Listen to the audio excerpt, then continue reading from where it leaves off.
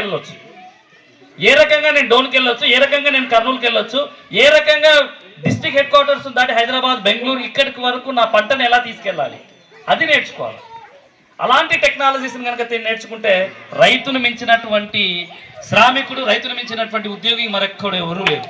ఎందుకంటే అన్నం పెట్టేదే రైతన్న, అన్నం పెట్టే రైతన్న లేకపోతే సృష్టి లేదు. ఏమి ఉద్యోగాలు చేసేటోడు కూడా రైతు పండించేటువంటి బియ్యం మీదనే ఆధారపడి, ఇప్పుడు జనవరి వచ్చిందంటేనే రైతులు పండించినటువంటి బియ్యం కిలో చూస్తాడు, ఏమి ఎక్కడ బాగున్నాయి ఏం కథ అనేటువంటి. అలాంటి టెక్నాలజీస్ నేర్చుకోండి, అలాంటి టెక్నాలజీ పంటలు పండించండి. పిల్లలు సక్సెస్ అయినారంటే ఒక రోజు హ్యాపీ ఫీల్ అవుతాం, 2 రోజులు హ్యాపీ ఫీల్ అవుతాం, ఏదో 2 రోజులు ఏదో కొన్ని ఇచ్చేసి హ్యాపీ ఫీల్ అవుతాం. కానీ మన దగ్గర చదువుకున్నటువంటి స్టూడెంట్ ఒక స్థాయికి డెవలప్ అయ్యాడు అంటే సో అది అల్టిమేట్. నా స్టూడెంట్ ఈ స్థాయికి వచ్చాడు.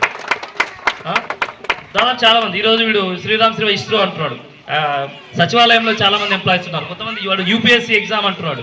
సో ఈ రోజు కావచ్చు, రేపు ఎల్లుండి compulsory he will be the success.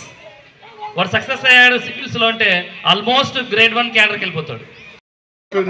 పాదాలు తెచ్చిన పెట్టుకొని సారముడుకుంటా సార్ కాడి చేసుకుంటా, నేను రాసుకుంటా, బోర్లు పడుకుంటా పాస్ అయినా. అట్లా 4 ఏళ్ళు పాస్ అయినా 10th క్లాసు. ఆ తర్వాత నేను ఐటీ చేశాను. ఐటీ చేసినాక నా విద్యాభ్యాసం అంతా అయిపోయింది.